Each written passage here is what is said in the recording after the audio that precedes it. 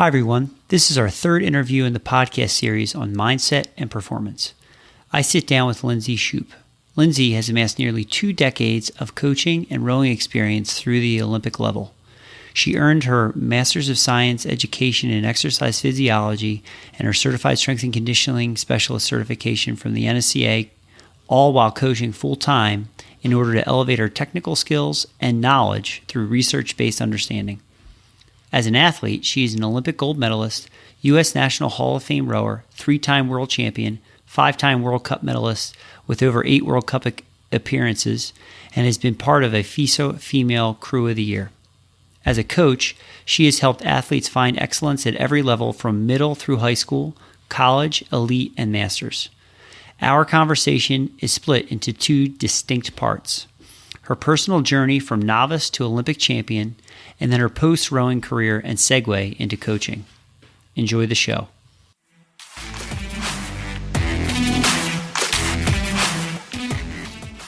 Welcome to the Leo Training Podcast, a podcast focused on scientific and real-world expertise on training strategies between your ears, behind the oar handle, on the field and court, and in the strength and conditioning room. I'm your host, Joe DeLeo. I am a strength and conditioning coach, speaker, and lifelong student focused on continuous improvement. Thank you for joining me, and let's roll to today's episode. Lindsay, welcome to the Leo Training Podcast. Thanks so much for coming on. Oh, glad to be here. Thanks for inviting me. Yeah, my pleasure. We've got a fantastic interview in store for the rowing community. You've been doing some amazing work the last several years after you wrapped up your national team career. So I'm really interested and excited to dive into that and kind of share what you've been doing on the coaching front, as well as what you've been learning. And next week you'll be presenting at the U.S. Rowing Conference. So we've got a lot of really cool stuff to discuss. Looking forward to it. Any questions you have, just ask them, let me know, and I'm happy to share. Awesome. So let's start off, I think, with your personal story and kind of your entry point into the sport of rowing. And you started at UVA, and correct me if I'm wrong, I believe you were a walk-on, right? I was walk-on, and I actually started when I was 20. So it was spring semester of my junior year. So I spent the first 2.5 years in college not playing a sport, as a matter of fact. Yeah. So tell us about that. So how did you find it your junior year? Because that's a pretty late start. Yeah, so we only have 24 hours in a day here, so I won't tell you the elaborate background of it all. But I randomly bumped into the rowing coach walking around campus one day, and he saw me and thought that I appeared athletic to him, even though I hadn't played a sport in a few years. Let's say I was about 20 or 30 pounds heavier than I currently am, and 20 or 30 pounds heavier than I had ever been in my life, honestly, when I started. And so, like I said, randomly bumped into him on campus. He said, "Hey, you should think about rowing." And it was just the timing was right. I missed being an athlete. I missed being on teams. I'd grown up playing a ton of different sports and kind of left them all behind because, believe it or not, I didn't think I was good enough to play a sport in college, let alone continue on with the career that I've had ever since I discovered rowing. And so I took him up on his offer, took his card, met with him. He showed me a couple of things. And I went to my first day of practice on basically the first day of classes, spring semester of my junior year in college. So January of my junior year in college. Wow. Awesome. Yeah. Okay. So Kevin Sauer saw you walking around campus and kind of picked you out. I'm sure you stood out a little bit because you're taller. So that's like usually one of the first things that the rowing coaches look for is, tall, athletic looking individuals. Lanky people. Yeah. Lanky people. Yeah. So, how was that like kind of the getting started, coming back into a team environment your junior year in undergrad and just kind of picking up the sport? What was that like at the beginning? Yeah, being the junior that was a novice, a lot of the freshmen called me freshman. And so, whoa, back up here. I'm not a freshman. But it was interesting because it was similar to an experience that I had when I was in high school where I went to show up for my first day, and I'm thinking the coach must see something in me. I'm 6 feet tall, 72.5 inches, if you will, just under 6'1". And, he looked at me and I'm thinking, wow, I must be special. I don't know anything about rowing. So whatever a rower looks like, it must be whatever I am. So when I showed up for my first day, as I'm walking in, you had to go through a progression of a series of doors to get into the area where the team was practicing. And as I'm walking through the doors, I could hear the noise getting louder and louder because the team was in there. And it was, 50 or 60 women that already knew each other. And here I was, the one new person about to step into that environment. And I turned and I walked away. I got scared and I tried to dip on my first day of practice. So as I was leaving, two girls on the varsity team happened to be coming in, and they kind of caught me red-handed trying to escape. And they were like, "Oh, you're here for practice." So someone new was coming, and so yeah, I guess I am. So I turned around and went in them, and when I walked in, I honestly couldn't believe what I saw, because there were so many people that were a lot like me. So there were a lot of tall, athletic people. Everybody was tan because they had been to Florida for winter training. And so I was extremely nervous. I was like, gosh, what have I gotten myself into?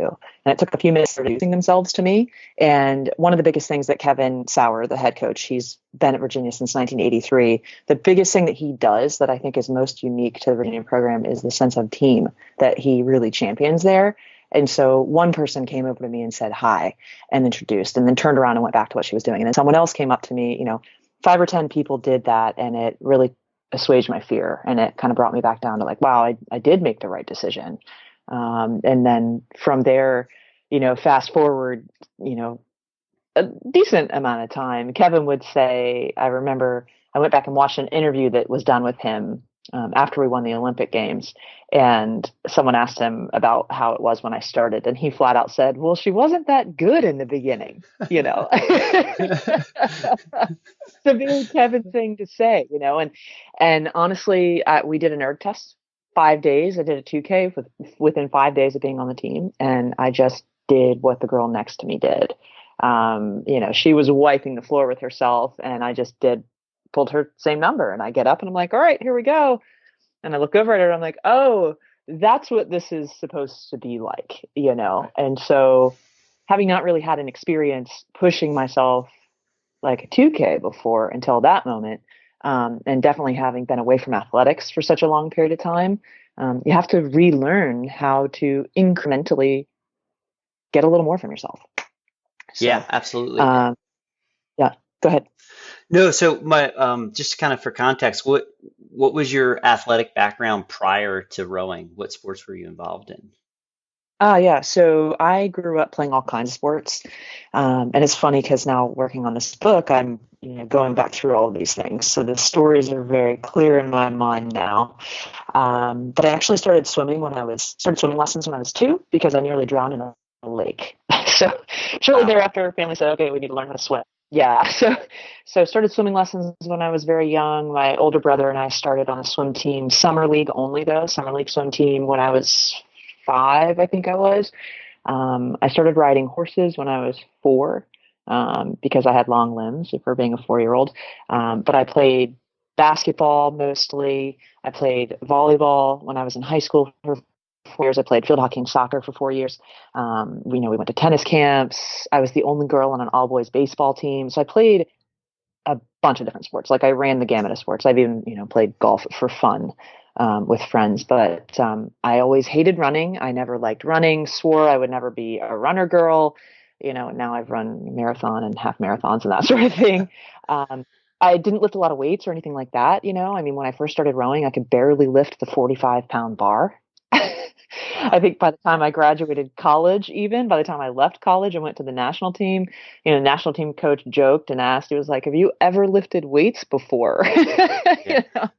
Just because, and he was like, no, like heavy weights. And I hadn't done that at that point in my life, at least not intensely, to the extent that you kind of learn what you can do when you get to the elite level. Sure.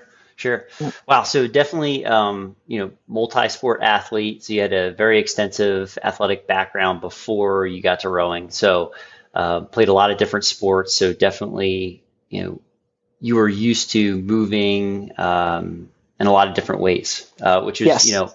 probably helped you in hindsight, probably helped a lot of your athletic development that you were, you know, involved in a lot of different activities and stuff, very well rounded in terms of movement literacy, so to speak. Yeah, yeah. Especially given volleyball and baseball being in there with the throwing motions being so side dominant, being able to do other things was definitely helpful. Awesome. Awesome.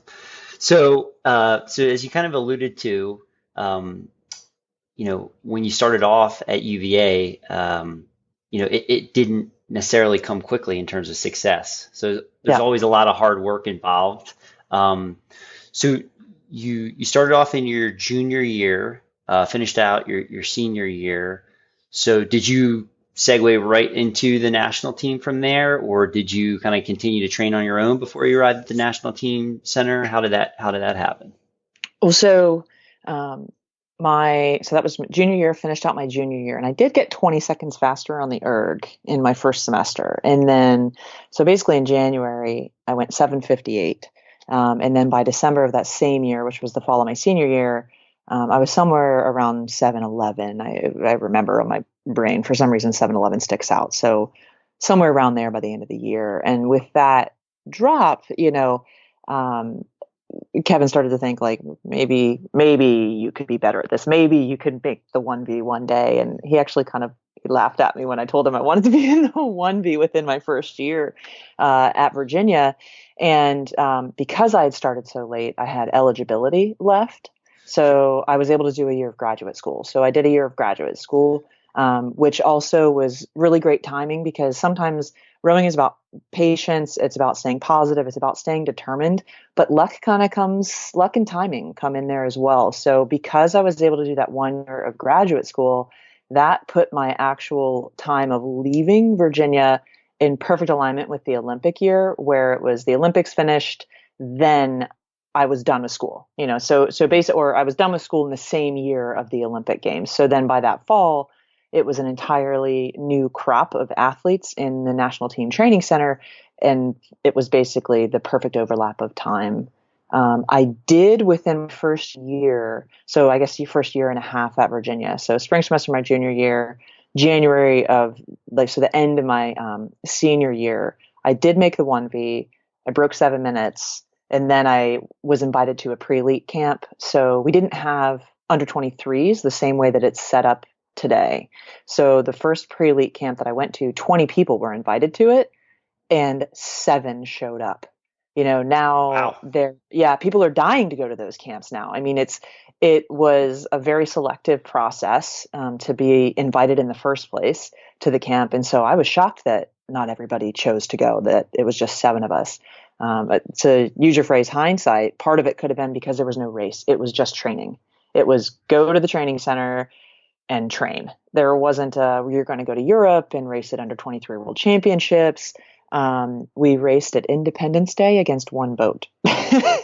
So Right. so Yeah. that was that first year of the pre-elite camp. After that, that's when I went back to Virginia, did my year of graduate school, got invited to a second pre-elite camp, and then basically stayed in Princeton from there forward. Kind of had to beg my way in, to be honest. I was not, on my college team, I was the fastest starboard, basically. I became one of the 2 fastest people on the team in a relatively short period of time. I have my own thoughts about how that worked. But when I got to the elite level, I was not the taller, faster person. As soon as I transitioned to the next level up, whether you're going high school to college or college to elite, I became the small person. I was one of the smaller, weaker people out of the group. So that was an interesting transition. I'm sure. Yeah, it's you get into an environment where there's athletes to your left and right that are, comparable to your current ability, or maybe a couple steps above you. And Yeah. so you got to work that much harder. You have to work that Yeah. much harder. Yeah.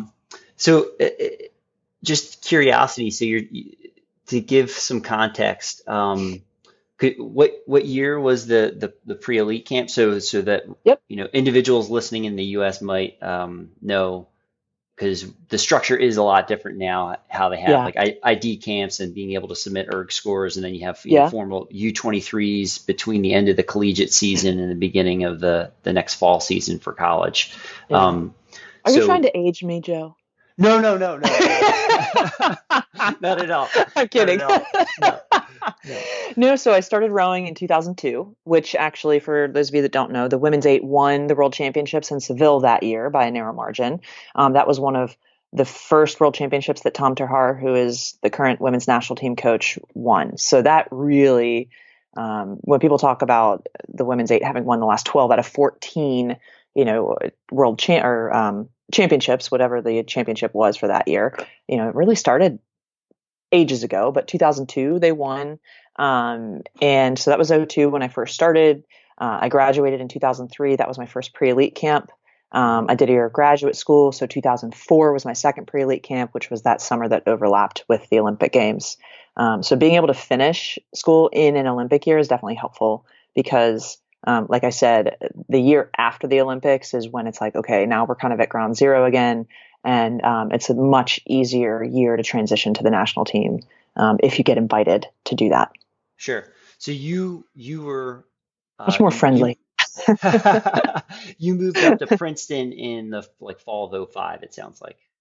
Fall of '04. So Fall of basically, 04. yes, Okay. So I finished graduate school, did a pre-elite camp. We were already in Jersey at that point, in early June or something like that. And then I basically, at the end of that camp, rode out the summer in a single, and then came home, got my stuff, and moved to Princeton full time in the fall. I think it was early September of '04. Wow. Okay. Yeah. All right. Yeah. So Quick we've three. yeah. So we've got a lot of ground to cover because you were there for a full 4-year cycle. Yeah. Yeah. Well, and then time beyond that as well. But Yeah. yes. Yeah. Yeah. Okay. So where do you want to start? What would you like to know with that first? How bad I was at first? No. I think a good spot to start is just to talk about. I think maybe you've already hinted on this, just that the difference in terms of the level of the people around you, and just the training, right? I'm sure obviously the two easiest ones are the amount of volume you're doing. Yeah. And the intensity, and you're probably spending a lot more time in small boats compared to compared to college and college environment. But what were some of the other key differences getting onto the national team, being in New Jersey and Princeton? Yeah, so when I first moved, like I said, I basically had to beg my way there. I was one of the smaller people at that point. So you have to kind of expect that there are going to be people that are taller and stronger, maybe more built for the sport than you. Something that helped me certainly, and now that I really think back on it, I'm like, man, was the way that I learned how to think the part that really got me the farthest, because when you're willing to put a little bit more into it and learn more from all the different ways that you can think about yourself, a lot of your limitations are self-perception. And when you're able to grab onto something that's working well, really focus on that, develop that, and not get caught up in the things that aren't going well, it's kind of like driving a car, and you drive that car wherever you stare. You realize you're like, oh, that's a cool red car over there. And the next thing you know, you're driving toward the red car. Well, if you stare at the things that aren't going well, you're going to just focus on that, and it's going to bring you down. But if you're able to be aware of those things and maybe tackle one at a time, but also focus on the things that are going well, mix those things together, it's going to help you improve. I think one of the most interesting things that people are most shocked by is that our first day of practice, when I first started with the national team, was that they had decided to, and by they, I mean Tom, the national team coaches had decided to change the way the system had been in the past from what it had been in the past. It was his first full Olympic cycle as well. And one of the greatest things that I love about Tom is that he's constantly inventing things. He's constantly adapting what he's doing to help people figure out how to be better at this sport, because, a great coach is going to feel the same way about themselves. They have to constantly adapt to constantly be better at the sport. Our first day of practice consisted of, this is your single, these are your oars, this is how you carry it, this is how you clean it. We organized the boathouse. This is out at Mercer, the national team bays at Lake Mercer in West Windsor, New Jersey. And we cleaned the boathouse. And we also learned how to fix boats, because if we hit something, it was up to us to fix them. Otherwise, we were on the erg. That wasn't something that was done for us. Speed coach, you need a speed coach. You need a heart rate monitor. GPS wasn't widespread at the time, so we didn't have those yet. But that right there is definitely a game changer in terms of being able to intuit speed, because you don't get a lot of feedback every day, nor should you. A great piece of feedback, especially if your GPS is relatively accurate, you don't have a ton of flow, is, okay, I'm going to do this for the first 10, however long, and then go, what if I do this and do that for a couple more, a few strokes, and notice how it changes the speed. And when you're in a single, it gives you that immediate feedback. So you know that you are the one creating or destroying that speed. After we learned about all the things that we would need, we did 4K. Our first row together was 4,000 meters, which takes 20 minutes or less. Unless you're like me and I was really slow in the single in the beginning. But, it really started at 4K. It didn't start at 40K, Yeah. and that was kind of the reset button of starting in the fall of the Olympic year with no one there coming in mid-cycle. Now there are people coming in mid-cycle, so then there really isn't that reset button occurring, at least to my knowledge, anymore. And then we gradually built up from there. If Tom noticed that people were starting to get a little bit like tweaky in terms of illness or injury, we would dial back the volume. And it's not like you go from 4K to 40K in a week. It takes a very long time to make that happen. Sure. Yeah. And was spending more time sculling, was that different than your experience at UVA? Yeah, I sculled one time in an octuple when I was in college. Yeah. And the first prelate camp that I showed up to, I told you there were 7 people. And so someone was going to be the odd person out. There were 4 starboards and 3 ports. So the odd person out first day, and not in a wary, it was, racing single, stars and stripes, whole 9 yards. And everybody was first. Everyone, did she flip yet? That was kind of like, but being in the single, first of all, it's obviously the tippiest boat there is, but it gives you that sense of personal responsibility. It's like, especially when you clean it and take care of it, you want it to be clean. You want it to be in great shape. It's going to pay you back for that in the long run, because it's going to work better for you on race day and competition days.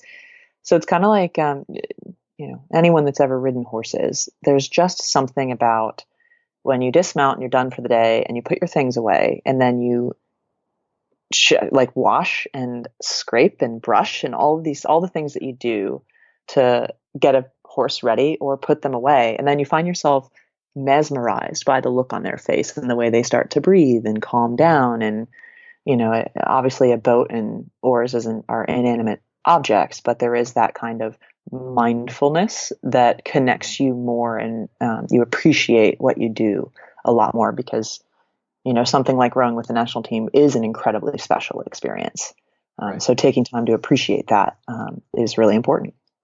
Yeah, and I have to imagine just that, from day one, Tom kind of setting the tone and making sure that it was clear the athletes had to take accountability and ownership.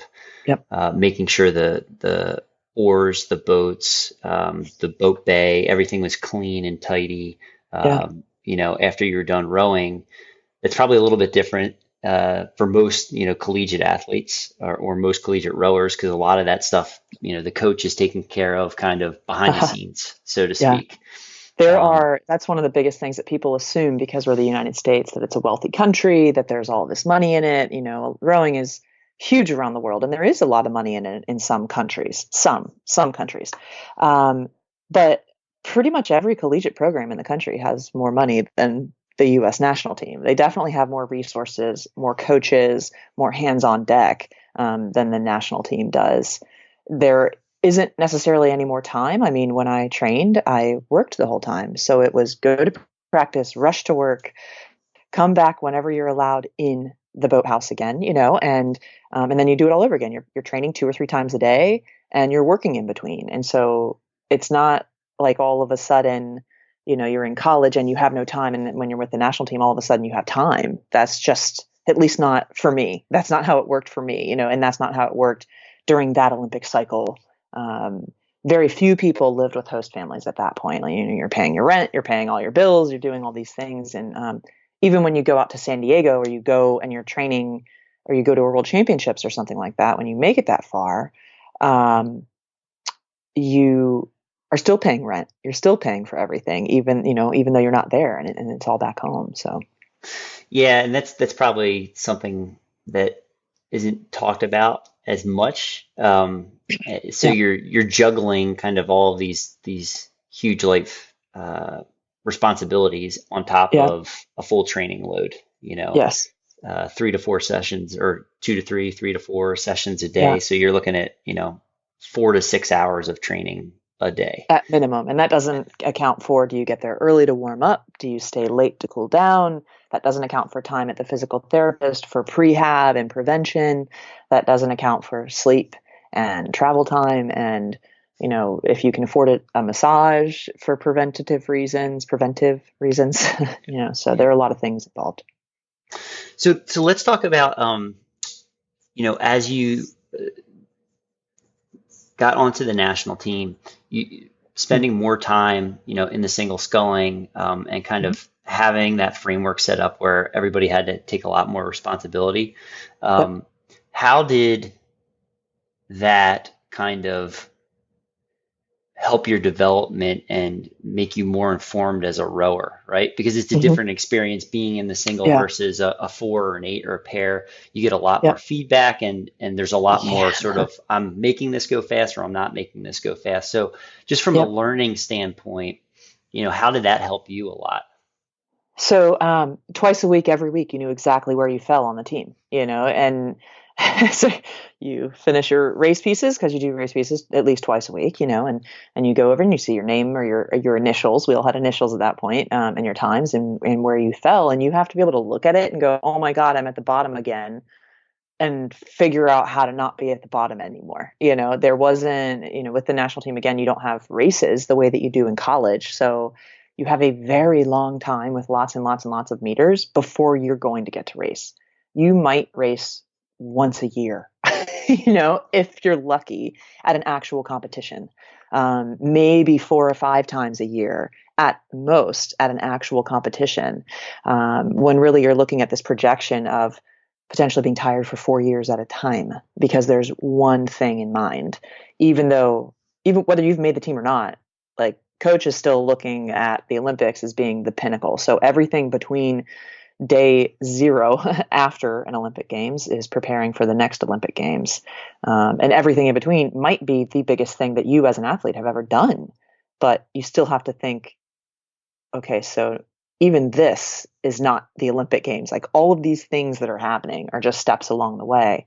Being in the single for that year is really beneficial because you can repair some imbalances as well. Like you can do a lot more volume without being asymmetrical. There obviously are some imbalances just because the boat's moving. Like even when you scull, you have one hand is above the other. That's not completely perfect, and the boat is moving around. So you're in an unstable environment, and so there are little things even when you row a single, but it's not Mhm. as unstable as sweeping would be.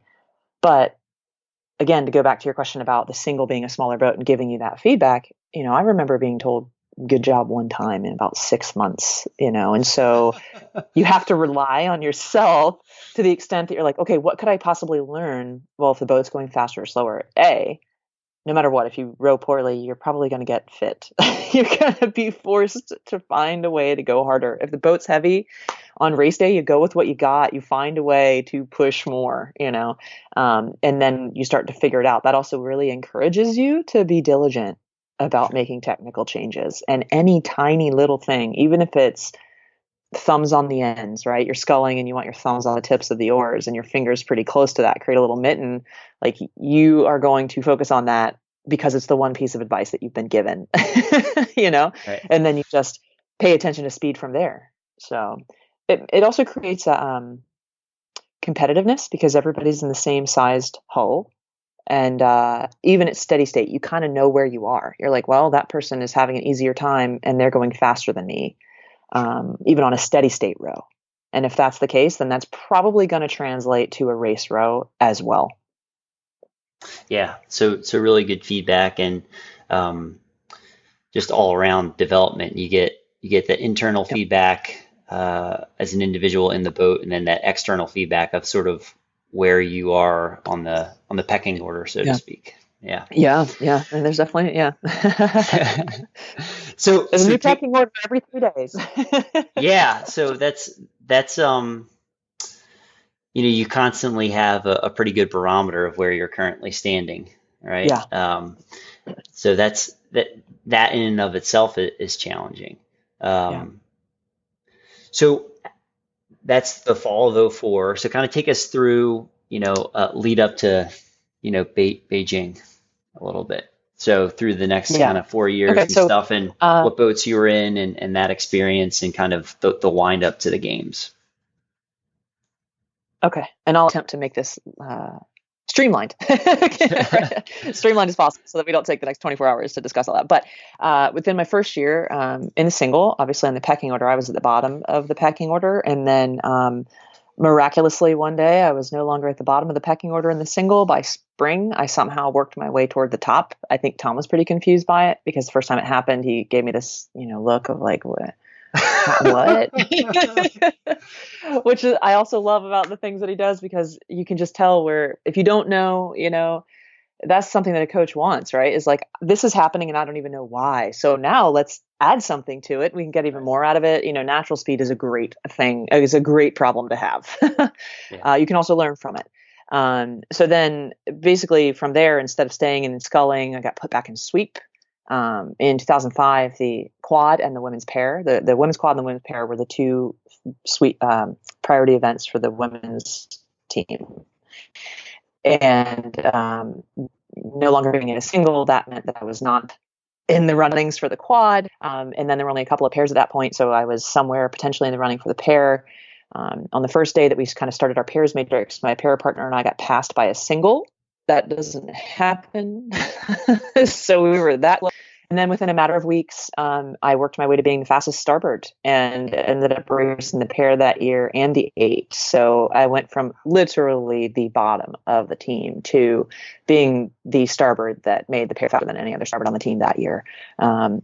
So then after that, as soon as you come back from the world championship, which we got 4th in the 8 and 6th in the pair, our youth was exposed. In the pair, we raced 6 times in 5 days, because between the pair and the 8. So my pair partner and I, Caroline Lind and I, we raced 6 times in 5 days. And we were basically, we were in, I think, top 3 in the pair for the first 1,500 meters of the race. Wheels came off. Youth showed. We get 6th. In the 8, I think we were, top 2 or 3. We were winning until the Australians passed us very close to the end. And we ended up getting 4th by, a couple of feet. So out of 2nd place. So from 2nd to 4th was a matter of feet. Go back to Jersey after that, start training again. Everything starts all over again. So the whole process begins again. Everything is deconstructed. You get new pair partners. Some people are in singles. You go through the whole process. Volume definitely went up by a lot the second year in. Some veterans that had gone to the '04 games, to the previous games, started coming back. It was like a rubber band ball, honestly. You start with this young, inexperienced, naively optimistic core. And then the vets kind of came back one by one. And I remember someone asked Tom at one point in time how he chooses the team. And he said, well, he doesn't, the team does. It's an environment that if it's for you, you stay. And if it's not, you don't. And at the time we were incredibly optimistic and silly, and we had fun, and it was really hard. And it's so hard that if you're not those other things, you don't get as much out of it. It becomes work. It becomes skullduggery. Is that a word? Like, so, it becomes this thing that's just even more cumbersome than it would otherwise be. So being able to keep it light, like we would dance on the erg and play silly jokes on our coaches. And, you really have to do those types of things, not to force yourself to do them, but we enjoyed doing them. It was just the kind of people that we were. People like Molly Baker and Susan Francier are incredibly silly people. And the 3 of us combined were like that. And then other people, when Anna Goodale came in, same way, very positive, optimistic.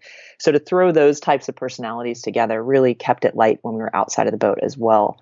But then, so 2006, after kind of a disappointing Worlds in 2005, we ended up winning the World Championships. We kind of, Megan Cook, Brett Sickler, me, Anna Goodale, Susan Francia, Anna Michelson, who was obviously a vet from 2004, Caroline Lind, Karin Davies, who was a veteran from '04, and Mary Whipple was the coxswain. So that was our '06-'08. When we came together, we were like a shark. You would launch, the boat was perfectly rock solid. We had no racing, so we didn't know how fast we were. And I think Tom knew what was up just because our steady state speeds, some of the other measures that when it's easy to go a certain speed for different percentages, it bodes well for how you're going to race. So you're also gaining confidence in your ability to be really fast. We went to Henley that year, won Henley, beat the Dutch and the Brits there, set all the records at all the markers there. That's when we kind of discovered that, like, oh, okay, this is way different than our first World Championships.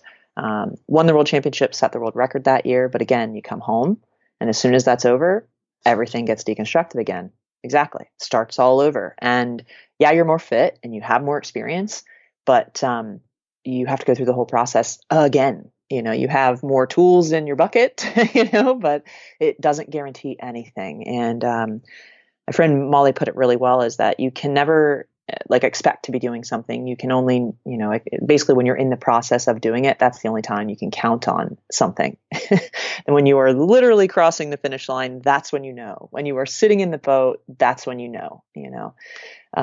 So then 2007, same thing. We go through the whole process, volume, multiple times a day. If you want, you can think about the bloodied and cracked hands and the cold weather and the bad water and feeling like you have hypothermia and, basically being constantly wet because you're sweating so much and you're showering all the time. And then you also, to flip it from, to flip it from the cold weather, you've got the summer where it's so hot that you can't even close your mouth just to be able to breathe because it's just that stifling. But then in 2007, we won another World Championships. There were 4 of us, plus Mary, who were in the 05, 6, 7, and 8. 8s. So basically 5. So the 4 rowers and the coxswain. And then in 2009 as well, 4 rowers. So there was me, Susan Francia, Anna Goodale, and Caroline Lind were this core 4 that kind of started at a very similar time. We're all similar age. And looking back on it, I realized that we were kind of the middle of the boat, we were the anchors in a good way. Yeah. But again, go through the whole process. 2007, we won again, but we won by a tiny margin. So obviously the rest of the world was closing on us.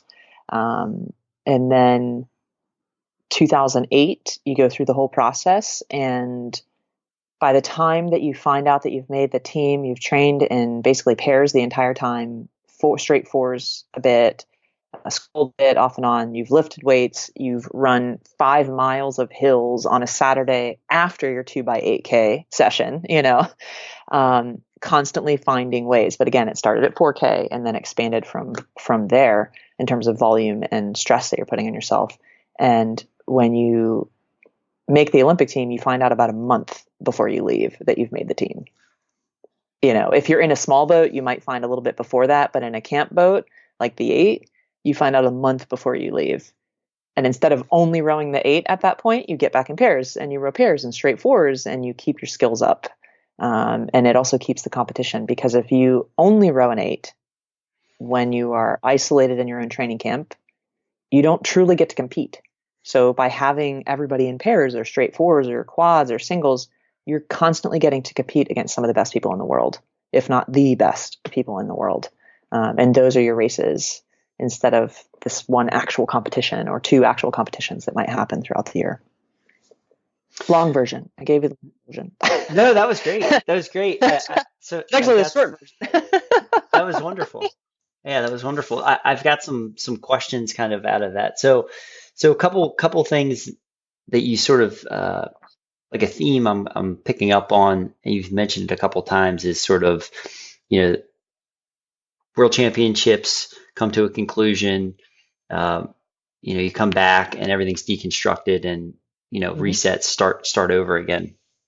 And sort of it's this idea that while you're at the training center and you're on the team and part of the team, uh, you're making the team every year. There is Yep. absolutely no guarantee Yep. that just because you were in the boat, for that world championship, you're guaranteed a seat for the following year. So Yep. it sounds like Tom's done a really great job of sort of creating this environment where there's a lot of talented athletes and women there, but there's this really good, fun, competitive environment where people are pushing each other all the time. It's the fun there's well, I should say, yeah. For our Olympic cycle, I can speak specifically to that in terms of Sure. the people that were there making it fun and competitive and all that kind of stuff. I would say, truth be told, it comes and goes in waves every Olympic cycle, and it's completely dependent on the athletes. But something that I definitely think, having spent time in the training center, but then also been retrospective and looked at it from the outside, but then also coached so much myself now at this point, that being able to have athletes that are optimistic and overtly positive, or that are at least able to find the silver lining and have fun outside of it, and not alone, do that with one another, that is something that can take you farther than you would otherwise. You might have a massive erg, but if you don't enjoy what you're doing and you aren't able to enjoy it with your teammates, it won't carry you as far as just the erg alone or the technique alone. There is that concept of flow, and there is kind of like an underlying vibration that carries things more, and you can't explain it. There is definitely an energy that will push you just a hair more every day. And it's not about finding that hair more on race day. It's like every single day you just find that nanometer, tiny little bit more. That's going to automatically create something better come race day. Awesome. Awesome. Yeah. The other question that I had was, you mentioned about only really racing, once a year, internationally, like obviously, Yeah. Like going to the official head competitions. right, official competitions, Yeah. and not knowing, until like '05, you had the performance, the World Championships, and then '06 you guys won. So starting to learn, when you're racing against the rest of the world, that you have some speed. How do you kind of go through all of those months, all of those practices, all those meters? Is it just trusting in the program, trusting in your teammates, that this is going to put us in a position to have an Yeah. opportunity to win?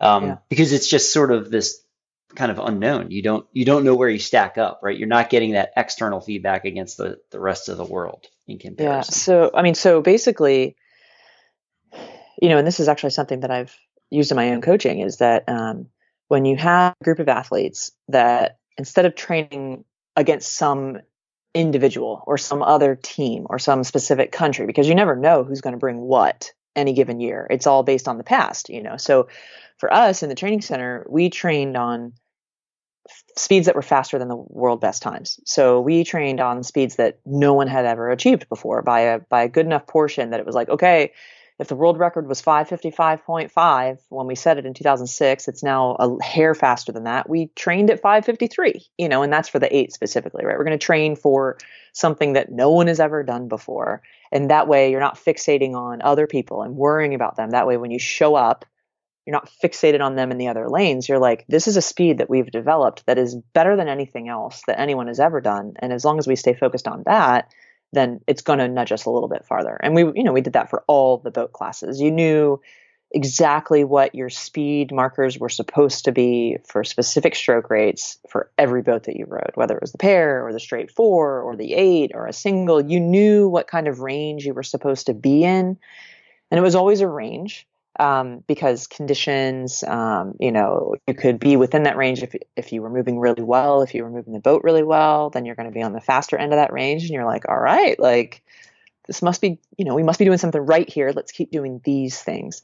So no, we don't have specific official competitions that we go to. But like I said, you kind of know, as you said, the pecking order. You know that a couple times a week. You know where you fall and if you're improving or not. But you also know if it was a really bad headwind on a given day. Yeah, that's the obvious stuff. Where like, well, everybody was slower today. That's different. But when you can see those trends and you're not asking for 10-second jumps at a time, you're like, you know what? I was able to hit, a 157, and an 8 going, at a low rate instead of that same rate. Like if you're able to go the same speed at a lower rate and it wasn't any harder, then you're like, okay, we're making speed gains here. For me, I started rowing because I was in a position where I had left sports behind. I had gained weight. My grades dropped. I wasn't as happy. All of these things were going not in the right direction, not in the direction that they should have been. And when I discovered rowing, I didn't know where I wanted to go or where it could take me, but I knew I didn't want to continue on the path that I was on. And so when I discovered it, it allowed me to incrementally improve myself. And the reason I ended up with the national team was because I simply wanted to be the best I possibly could be. And to logic and science, right, was okay, the national team are the best people. So let's start there. And if they say, cool, you can join us, then I would do that. And if not, then I would figure out whatever club would have been the next best thing to make me the best I could be at it. So when it connects to you internally, intrinsically like that, you're willing to do much more for it than if it's just about this external thing. I didn't go to my first day of rowing practice thinking like, I'm going to chase that Olympic gold medal. No, wasn't why I showed up at my first day of practice or my second day. It's not why I showed up in Jersey. But by doing everything I possibly could to be the absolute best at it, that was the byproduct of it. Right. Yeah, the culmination of all of those small little incremental improvements. Yeah, very cool. Exactly. Very cool. So why don't you take us through kind of the lead up to Beijing and like, the Olympic Games and stuff that experience, because it's a little bit different than the World Championships. It's a little bit bigger stage and everything. Yeah. And then we can get some final thoughts from you after, like what it's like after that post Olympic year, and then we can start segueing into some of your current work. Okay, sounds good. So the stuff that people don't know about the Olympics, we met Arnold Schwarzenegger. That's cool. Yeah, I mean, yes, he's shorter than I am. I was surprised by a lot, actually. But like I said, you find out about a month before you leave that you've made the team. And I mean, for me, I absolutely didn't know. And Tom kind of laughed at me when he was like, okay, come on. You knew that this was going to be happening. And I'm thinking, no, I didn't know this because I learned a long time ago, like I mentioned before, from my friend Molly, like you can't count on it until you're doing it. And even when you make the team, anything could happen. You could get sick, you could get injured, anything, but ultimately, one of the first things that he basically said after kind of joking around at first was that, he didn't have any doubts because I'd been so consistent. And that's kind of the beauty of being able to hold your cards to your chest, is that he had been tracking all of the things I had done right. And I had been thinking about needing to fix the things I was doing wrong. And the one bad day can destroy 10 great days. And that's just how it works sometimes. We're human beings.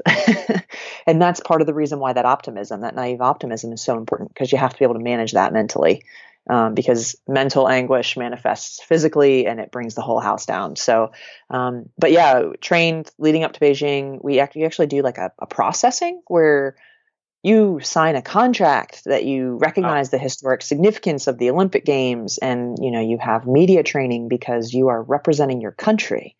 They want to make sure your feet stay out of your mouth when people ask you questions and you go abroad, because people will. It didn't dawn on me at the time that people would ask us things about politics or anything, right, related to our country. I didn't have that issue, but apparently that does happen. So they wanted us to be prepared for that. Then you do another processing where you go and you get all your gear and all that kind of stuff. So we did a stopover in California before flying to China. You get your Home Depot shopping cart so you can get all your team gear. And that's where we met Arnold Schwarzenegger, because he was the governor at the time. And he looked at me and I think it was Michelle Garrett and Anna Goodale, and he shakes our hands, and he's getting increasingly taller as he goes by. And he tells us that we're healthy girls, and that's my worst Arnold Schwarzenegger impression. But he was like, wow, clearly you guys ate well when you were young, because we were tall. But then, when you get over there, it's a total dream whirlwind. My memories of it, I even wrote a lot of things in my journals and things like that. Training logs I kept. I have almost every erg split, a lot of what I ate, heart rates, resting heart rates, all the training for the entire time that I trained in the national team, on top of side notes, your aha moments of like, I did this a little bit differently today, or, oh, Tom said this, or, oh, Laurel said this. Those things that mattered the most, that made the most difference, I made sure I made notes of those things, because then I could go refer to them and go, okay, what are the consistent pieces on the days that I did well? Let's keep those, in my technical and physical and mental repertoire. But then obviously your volume starts to taper down once you're at a competition. And when you're at the Olympics, it is the one thing that you need to be tapered for. You don't need to be perfectly tapered for the World Championships when the Olympics is part of what it is. Like, if you could look at a season as a year, like let's say a collegiate athlete might be listening right now, or a coach, you're looking at your season as a year, and you have your competitions that lead up to whatever your biggest competition of the year is. That's how the Olympics works, but it's a 4-year thing where the World Cups and World Championships in between, those are stepping stones, and they're checkpoints to go, okay, what do we need to work on between now and this pinnacle? And the Olympics is the pinnacle of athletic achievement. I mean, I did the math. It's like 0.0000045% of the people on the planet in any given Olympic year might win an Olympic game. So it's this minuscule portion. Something like just over 100, somewhere maybe like 150,000 Olympians of all time. And that's in all sports. And that doesn't mean medalists. Like, this very, very tiny portion of the population gets there. So it is the pinnacle of achievement. But at the same time, you're just doing what you do every day. So you've spent for this thing, and you're immersed in this incredible experience that is about to challenge you more than you've ever been challenged in your entire life. And you're as if it's training and practice and sleeping and everything that you would normally do to prepare for the next thing. Volume comes down. Like I said, we basically lived in a hotel for a couple of weeks, and the only thing we saw was our hotel and the race course, back and forth. That was it. Hotel, race course, back and forth. Security, the whole 9 yards. You had to have a passport just to go in and out of the airport, your credential to get in and out of the hotel. Family wasn't even really allowed in the hotel. Very much locked down. Instead of me continuing to blab in circles about this, is there anything specific leading up to Beijing that you want me to touch on? No, well, that's a lot of information I had never heard before. Just sort of the processing and the training for the media. There's all of these other things going around in the background and peripheral, on top of you're still training, you're still preparing, that you have to take care of. So I guess I think one is now kind of hearing that and getting sort of a bird's eye view of what's going on. And this is like, 30 days out, and you're winding down to the Olympic Games and stuff. So just, as you're getting closer and closer, I'm sure like the anticipation, there's some anxiety that's natural occurring. Like, how do you sort of manage that? Is it just you stick with your routine, you go back to your routine, the things that work for you that you can control, and you try to kind of put blinders on of the things outside so it doesn't take away or distract from the goal, that type of thing? Yeah. I mean, that's part of the thing, right? With the hotel being so locked down, the venue being so locked down, there's no one there but athletes. We don't stay in the village for that very reason, where you don't have all the other distractions of all the stuff going on in the Olympic Village. You are literally with your team, and that's it.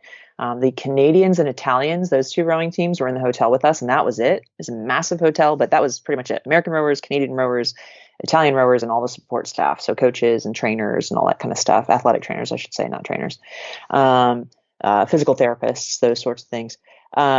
But you stay on your routine and you talk about it as if it's just what you're doing. You're going to get up and it's a practice. We're going to go row. We're going to come back. We watched a lot of the Olympics on TV, but it was, Chinese television. So whatever the Chinese were doing well, that's what we watched.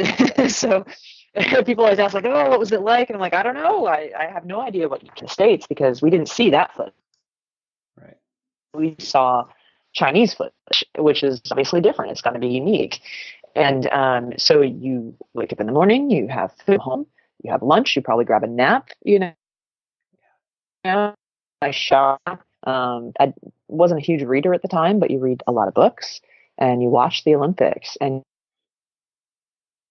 you don't see your family at all during this time. You don't see anyone outside of the team really during that time. We had a couple of days of a window right when we found out that we made the team in the first place, that media was allowed to ask questions. And then after that, it was like, okay, your 5-day window is gone, done. They haven't won anything yet, so it's just a very focused, insular environment. And it's the thing, once you get that close, you're like, oh, I'm a veteran now, apparently. We've been to this many world championships, we've done these races, and yet you still feel like a total novice, because every new experience is just that. It's a new experience. And no matter what you've done in the past, no matter how many Olympics you go to, no matter how many world championships you go to, no matter how many days that you wake up for practice, it's a new experience. You have more tools, you have more experience, but you haven't done that thing yet. And so you have to take it one day at a time. Your teammates definitely help decompress, and that's where kind of the levity, the keeping it light outside the boat really helps. It makes it a lot easier. Hard things are much easier when everything else is not hard. When you get along with your people, and that just makes the whole thing, because no matter how great you are, like having people to share it with is the best, makes it even better. Yeah, and it sounds, even if you're not alone. right. And it sounds like you had a pretty special core group of women in that boat, during those years that you were teammates with. So take us through break down that 2K, and then what were some of the memories or thoughts that you recall, like after you crossed the finish line? Like what did you feel? Well, I can tell you, you go down the race course, and something that I've always felt is that whenever we would leave the dock, and I asked this of these athletes I spoke to over the weekend, I said, a normal practice, let's say on, somewhere between isn't like 2 hours long, something like that, right? Well, a warm up is 45 minutes. So you have almost an entire half of practice to get better. So every time you leave the dock, even your warm up for your race, you can figure out how to get a little bit better, whether that's, all right, I'm going to get another ounce of push out of this, right? Like I'm going to find a way to get one more stroke from myself. And every time the coxswain asks you for that, you go do that. For every builder that you have in your warm up, you play around with the technical things. So by the time you arrive to the line, you feel even more prepared than you were. And I think the weather was really appropriate for our heat, because it had been leading up to the heat. Our heat was actually postponed and held the next day. So we warmed up for the whole thing. We're ready to do our heat. We get to the start line and they go, United States, take it to the dock, and we're like, did we get disqualified? What just happened? And no, it was because there had been a thunderstorm just kind of grumbling all day. And then it just kind of decided to break. And we were basically one of the last two races of the day. The men's and women's eights were the last two for the day, and they sent us home. And it was just like the perfect metaphor for the anxiety, like that, like energy that is building, that just you get there and it, but again, you got to be ready for anything. Stuff like that happens. That's wasn't the first time that something like that had happened in my elite career. But again, that meant we had another opportunity to get better. So we had another warm up the next day when we could actually come back and be a little bit faster. So we won our heat, but we were not the fastest time. The Romanians had the fastest time. So then, of course, we had a week before we raced our final. We practiced, we did some pieces during the week, and then of course we go out for our final. And before we leave the dock, Tom was basically like go out there and do what you do. Like, this is just another race, and that's what you do best. You get together and you race your brains out. Like, go do that. And so we warmed up, best warm up, incredible. Get to the start line, and I was incredibly nervous. I got there and I was like, holy crap! Like, this could potentially be the last race of my entire career. Like, yeah, I was planning on going back for more games and more races, but again, you can't count on it. So you must savor everything that you're doing. And Anna Michelson had mentioned that. She was, during a practice, she had stopped us and she was like, guys, you never know if you'll ever be in a boat like this again. So savor it, like, take it all in. And I remember the beginning of the race, the first 20 some odd strokes. And then that's when the ringing of the ears happens and you're just doing what your body knows to do best. And you breathe the way that it needs. You don't attempt to control it. You just let it take what it needs. And you relax in the beginning as much as you possibly can, because you know that down the line, you're going to really need it. So set a breathing tone with your movement and pay attention to what's going on in front of you. And that's it. And now, having reviewed some of the tape recording of the race, I remember little bits more of it, but somewhere around the middle, Mary made a call.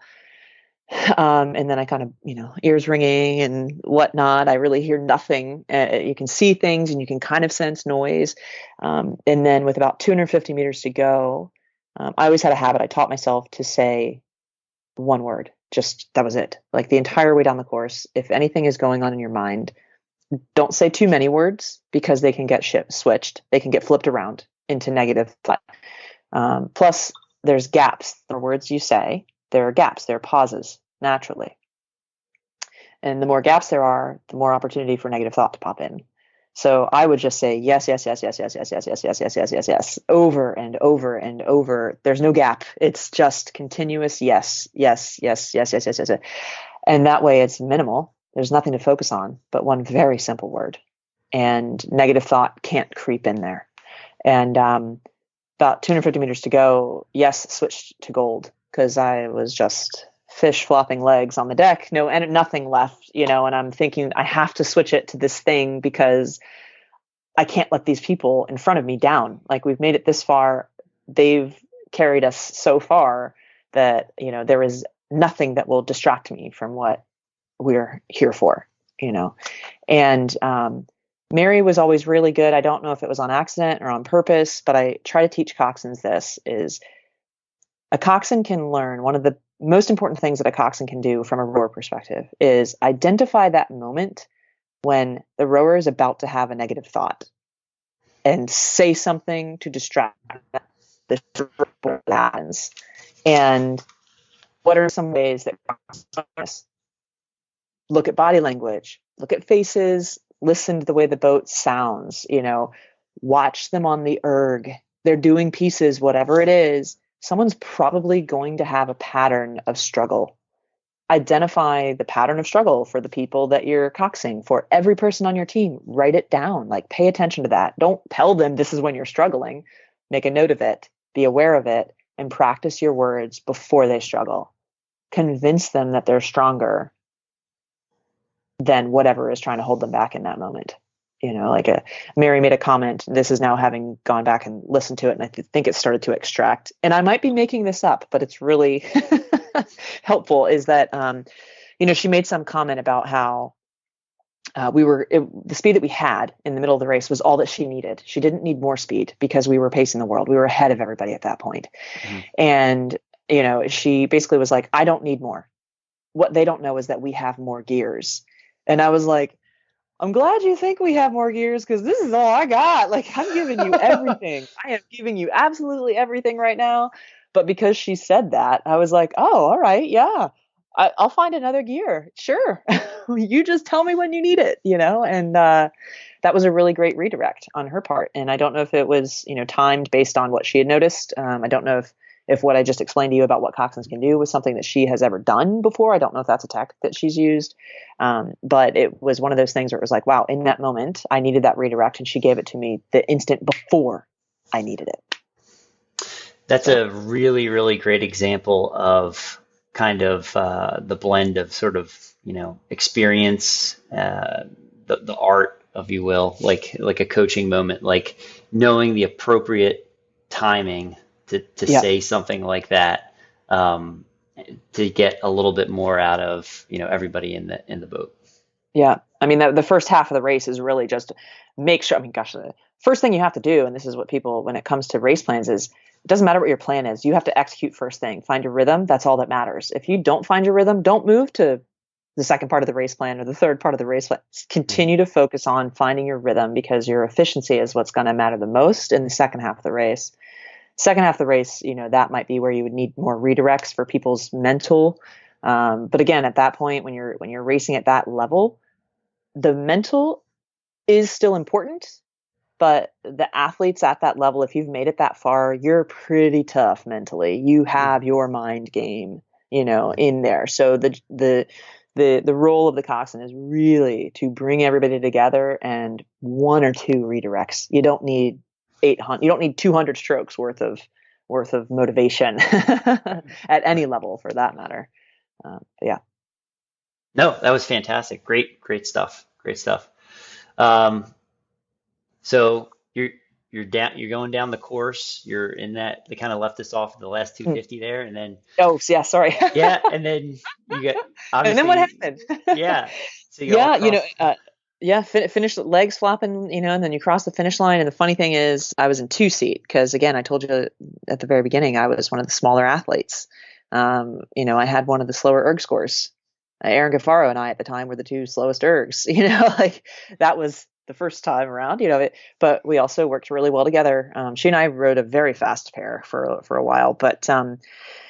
Anyway, we crossed the finish line and I see these bubbles, because they had a finish line that was made of bubbles. So it was like a white thing and you could see these things as we pass under them, and I'm in 2-seat. And the first thing I do was like whip my head to the side, looking to see if anyone was behind us, to be like, okay, the race is over now. If there's no one behind us, then they can't beat us anymore, which must mean this is all the logic going on in my head at this point. I'm like, must have won, So then I'm thinking to myself, like, you have to figure out how to cheer at this point, because this is the Olympic Games. Like, this is a big freaking deal. And so I look, and I'm like, and make some sort of like, I raise my hand or something like that. But rare am I able to express any sort of cheering at the end, because you just spent it all.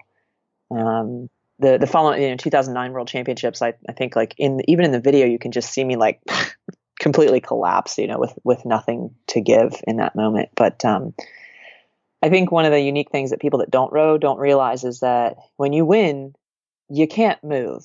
You can't run, and you don't know where your coaches are. You don't know where your family is, all these things, and these people that you want to appreciate.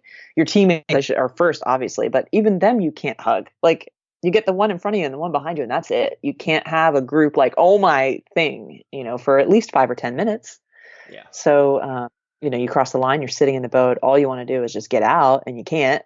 You're like, it's like when you land an airplane, you're like, I'm going to sit here, even though all I want to do is get off this plane right now, But then one of the cool things that people might not realize as well is that in every Olympic Games, there obviously is an award outfit that every country has. It's your podium attire, and certain sports get that waived. And in 2008, when we won, I think it was 3 sports, and rowing was one of the 3 sports to have the podium attire waived, because instead of having a couple hours or a day to get your medal, you literally finish the race, row to the dock, and get your medal.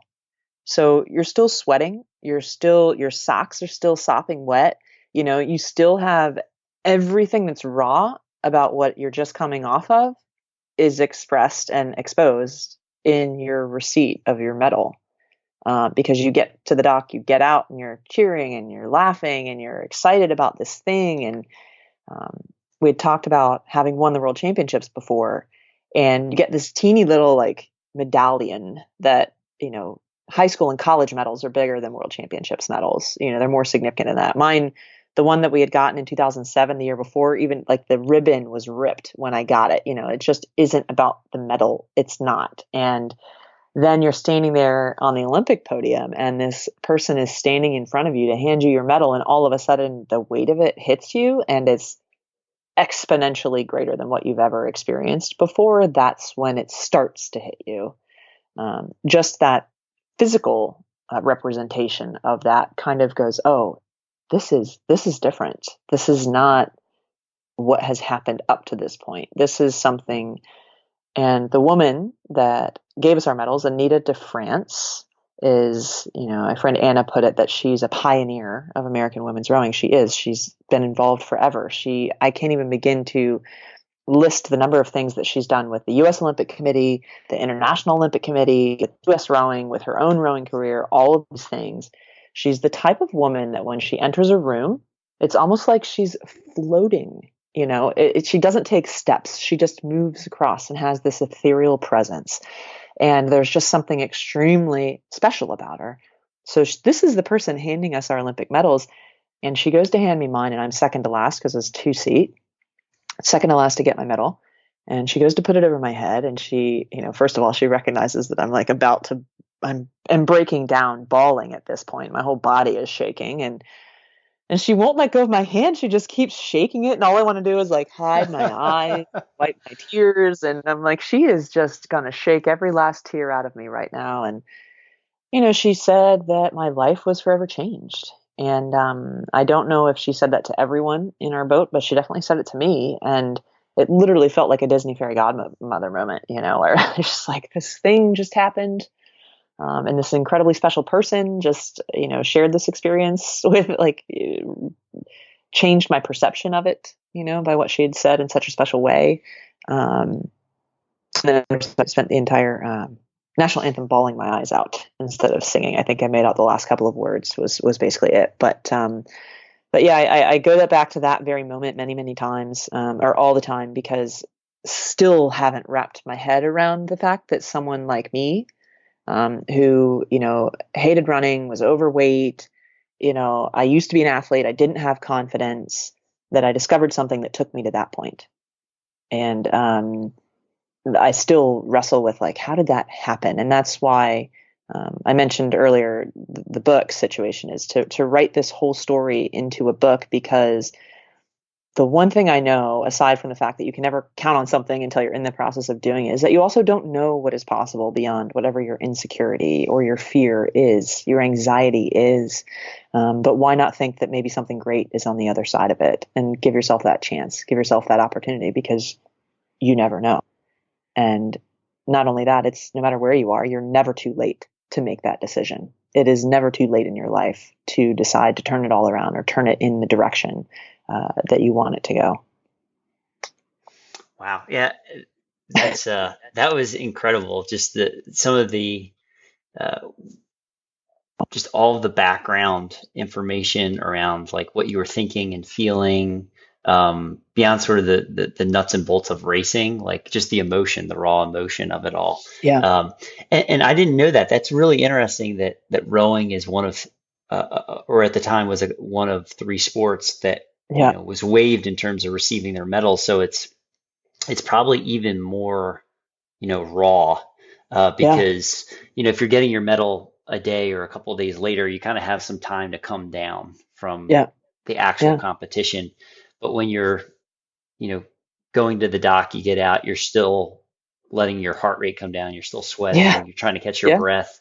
Yeah. It's just so much to process at that time. So I imagine you're going to cover kind of probably even in greater detail some of this in your book, right? Yeah. Okay. Definitely. I mean, it's a lot more space to be able to talk about a lot of this stuff, but kind of like the little moments and little idiosyncrasies that kind of go into all of that, instead of glossing over what the daily training is like and the daily mental and some of the things that I definitely remember from college as well that were steps along the way, things I thought, things I did, and how how maybe it all came into being. You Sure. know? Yeah. So, Yeah. yeah. Absolutely. So is there anything else you want to kind of touch on before we shift gears to kind of like part two and talk more about specifically, really your work Mhm. after you finished up your elite career and, going back to Yeah. school and all of that? Anything else you want to kind of Yeah. be able to put a button on it? No, no. I mean, I think that's pretty much everything that I want that we can cover here that doesn't get covered in the book, because there's just so much more content that really can go into it. And I think, you know, everything that I learned, someone asked me the other day about coaching and how my time with the national team has helped me coaching. And I said, it really plays back and forth. And I learned more about my time with the national team through coaching and vice versa. I definitely bring in a lot of what I learned there and what I thought, how I learned, especially not being the biggest person without the biggest ERG score and that sort of thing. And the appreciation of like, I'm working with someone right now who is going for a multiple Olympic Games, and just looking at what are the things that maybe really paid off? Like how can, from a coaching standpoint that I didn't include in what we just talked about, is I was injury free. I didn't get hurt, and that has played a huge, huge piece in how I've continued to coach and really developed my kind of philosophies off of that. Not only how we interacted with one another, but how in the heck do you excel speed wise and stay in it for a long time while being Yeah. healthy, physically Yeah. and mentally healthy for that matter. So, Well, that's great because I think we're going to be able to get to that a little bit now. yeah. So we're going to kick off part two. So Lindsay, why don't you lead us into kind of post national team career? Mhm. Um, when did you wrap up, and then also talk to us about how you made that transition from athletics to coaching, and what led you to you know working in that realm? Like, why did you Yeah. want to do it? Yeah. So, um, even before we won the Olympics, in 2008, I knew that I wanted to go back for another one. It was making me better every day. There was not a single day that I wasn't challenged. I got knocked down to the bottom repeatedly all the time. You constantly get the rug swept out from under you, but then things also do go really right. you know, and so went back to train again. And to be honest, I really didn't. No matter how much I knew, we had gone to that point, had gotten fit, at least to what I thought. Um, I gained 20 pounds after the Olympics. I did all the things that I shouldn't have done that I now know that, gosh, I always say to myself, wow, if I only knew half of what I know now, having done my master's in ex-phys, let alone opened a textbook, you don't have to have a master's to understand this stuff. You could literally read the first couple of pages of any physiology textbook and it will tell you, don't do that stuff. So gained a lot of weight, took for granted the fact that it was such an incremental process. I didn't realize just how strong we had gotten over a very long period of time, and it was done. So then I actually ended up facing my first injury, not because of what I was doing, but what was because I was mentally strong enough to challenge myself beyond my physical limits, even more than before. Um, so I did too much too soon, and it was classic overtraining. Physical and mental classic overtraining. And because I had never experienced it before, I didn't know what it was. And this is actually a topic that I am really very much looking forward to sharing through book two. But again, you have to have book one before you can have book two. But kind of this portion of the process of understanding how to deal with all that stuff. So ultimately ended up getting injured, which also guided my perception of how I coach now too, of how preventable so many things are. But yeah, I won a second world championships, and then ultimately decided to retire. Sorry, a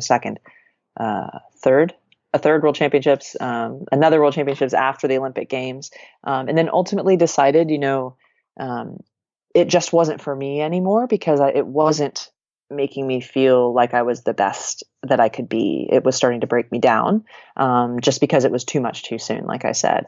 And so there were other things I wanted to do. So in 2010, mid-year 2010, I decided to retire and ultimately left the training center and went on a road trip. And it's funny, I went on this road trip to visit friends that said, hey, you should come and visit whenever you're done with this whole rowing thing.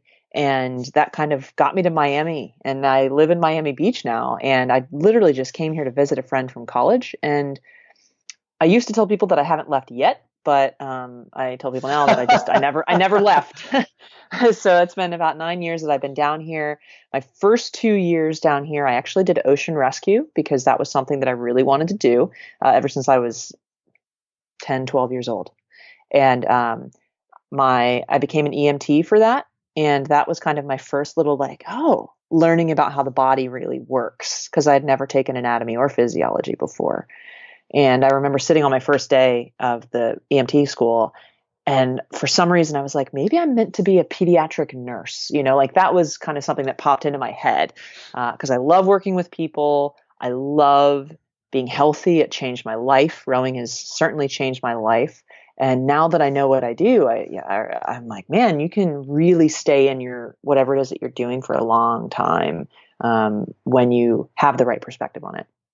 So did that for 2 years. And then Steve Coppola, who was in the men's 8 in 2008, got bronze, Olympic bronze medalist, Steve Coppola. He called me up and said, hey, Shoop, you're down in South Florida. There's this job at a school. I know that you had thought about being a teacher. If that was something that you were interested in still, you can coach, you can work in the school.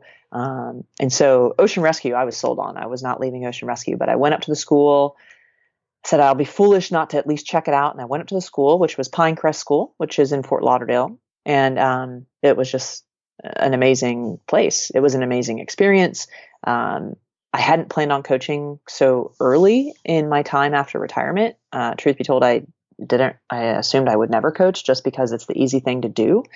And dad nabbit if I don't love it. And the kids there just were so responsive to all the things that, we asked of them. I learned a lot by working there. Over the 2 years that I coached high school, I ran the program down there. The second year I was there, we went from 30-something% attendance to almost 100% attendance in a year. That they went from being an okay team to being the whole team being much faster within a short period of time. Taught them how to take care of themselves and how to move well, and that helped them row well and brought them together as a team and just all the little things. But then from there, ended up coaching in Division II because it was kind of the next step. But that kind of split happened because I got the bug and was going to go back and train again. And we were inducted into the Hall of Fame at that time. I went to watch a practice, and that kind of gave me the bug a little bit more. And then Tom threw me in the boat to go out for a row because they needed someone. And so I went for a row, and then it was just like, oh my gosh, I'm still good at this. Obviously not fit in the same way. I shouldn't say not fit. I was fit differently. I just wasn't strong in the same way that I would need to be. Called Tom up. That was 2014. Called him up and said, you're probably expecting this phone call. What do I do? I'm thinking about coming back. And then he was like, you got to get strong. That was the first thing he said. You got to keep the pieces together. You're older, all these things. So then that turned into me learning. I wanted to learn. I can't do this. I can't do the same thing that I always did and get the same result. I have to be better, smarter, I'm older, all of these things. So reading which turned into research, which turned into textbooks. And a friend of mine said, if you can read a textbook and enjoy it, you're probably studying something you really enjoy. And she was right. So then textbooks turned into, all right, I'm not ready to move to Jersey. I started taking prerequisites for an exercise physiology program.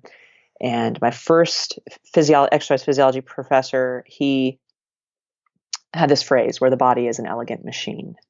And I was just like, that is an incredible way to put it, because it's just the interconnected parts, the way that it all works together, the things. And so learning that within the context of rowing, knowing all the things and seeing the result, I had already seen everything on the right side of the equation. And now it was time to see everything on the left side of the equation and be like, well, why did that happen? And that's where I just fell deep into the rabbit hole and in love with learning more about how the body works.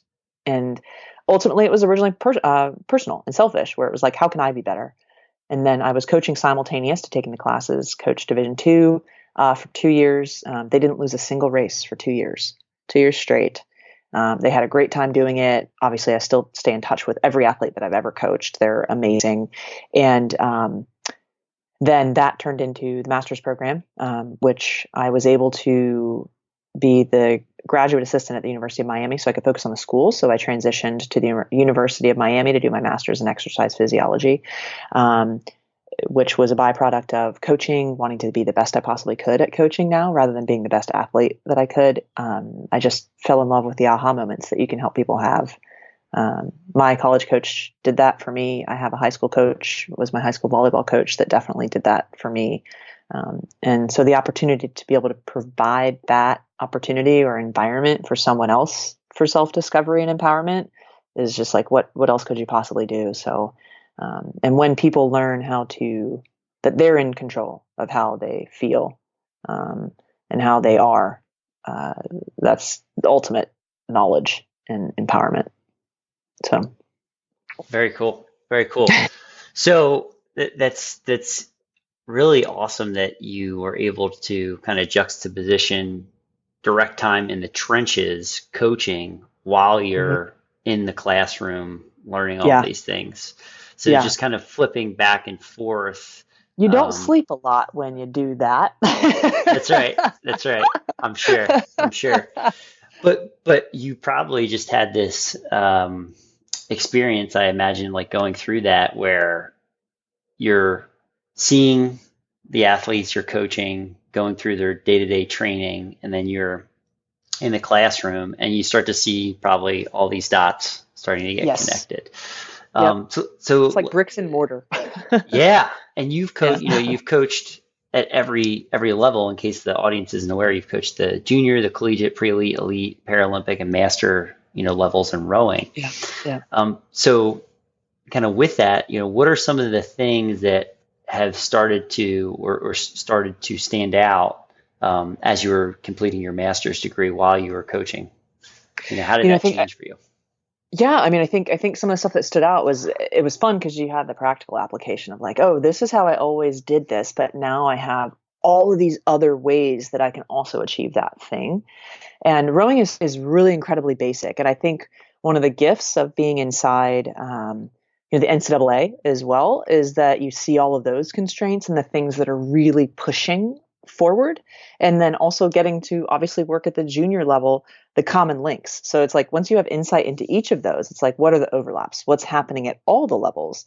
And so when you really break it down, it cracked me up because I always, even though I didn't have an injury, I still went to physical therapy. I had a prehab program.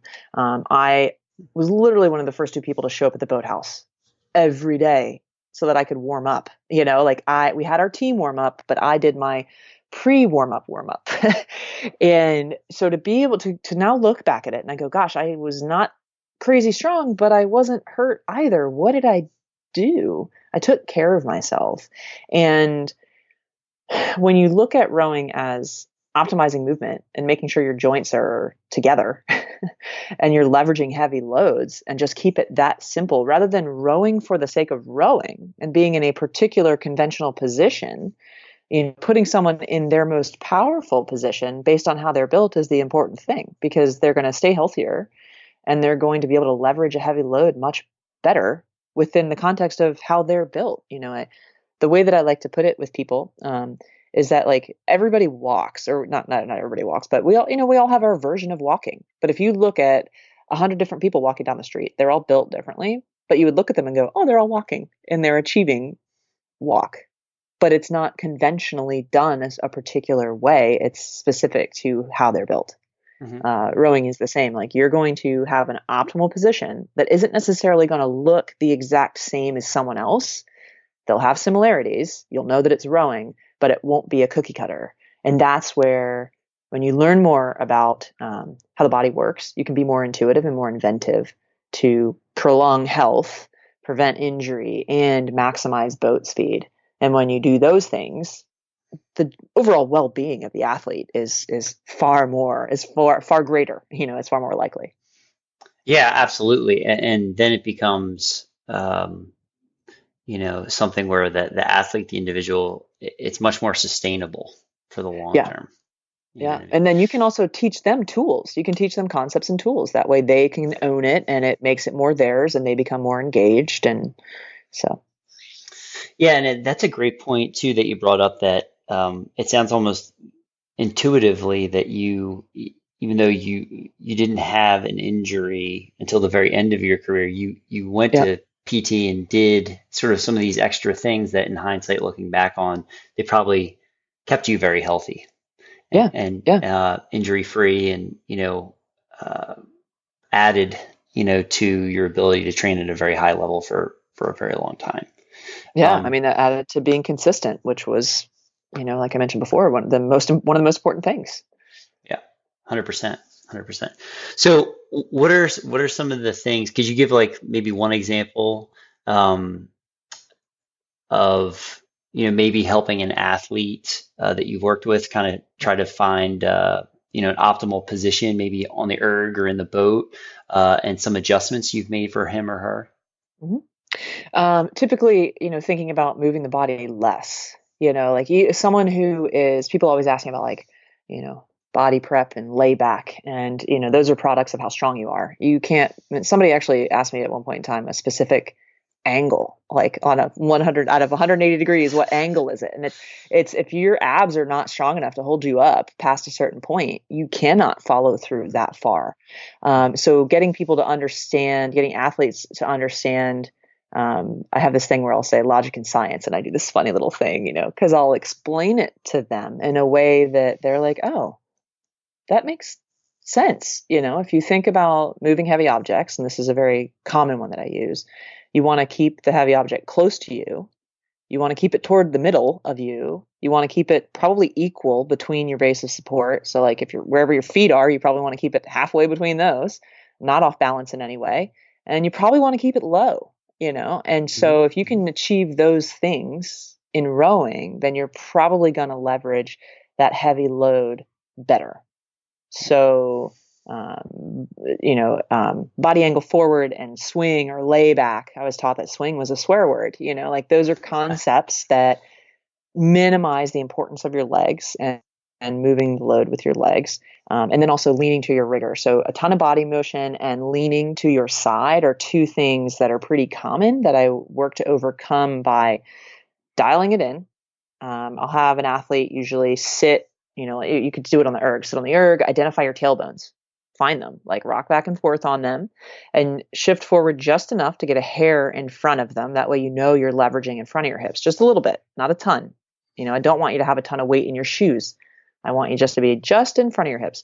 And then roll back a little bit until you start to feel like your feet are coming off the ground or you feel like your hip flexors are starting to grab a ton. If Mhm. your hip flexors are grabbing, your abs are not supporting you. And if your hip flexors grab, they grab your low back. And that's where you get the low back problem.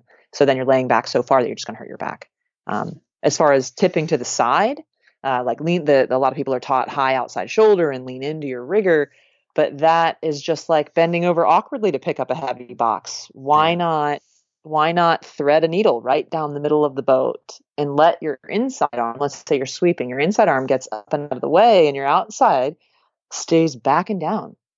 Your shoulder blades are meant to be like pockets on your jeans, and you want them to come around your side to be in your lat, not up over your neck. So I'll do a drill where you can do some on the erg. You can still sit feet flat if you want. Start there. Go one hand on the erg. Put your middle finger through the U bolt, and just practice rotation. Don't lean forward or backward necessarily. Just rotate like a carousel horse, as if you have a Yeah. pole down the middle of your body and you rotate. And make sure that you stay right centered in the seat and just thread your outside arm right down. Basically, if the two lines were coming straight up out of your legs, go right through the middle of that. I like it. Simple, and Yeah. it's a good drill for people to be able to try so that they can feel Yeah. getting some good thoracic rotation, and then hopefully if they're doing it slow enough, they can kind of feel that the scapula move around the rib cage. Yeah, exactly. And that's one of the biggest things that I've started to kind of harp on a little bit more is scapular appropriate mobility in your Sure. shoulder blades. Sure. Because I've noticed over the last 10 or so years, people have traps all of a sudden. We're doing a lot more powerlifting. We have these big neck muscles.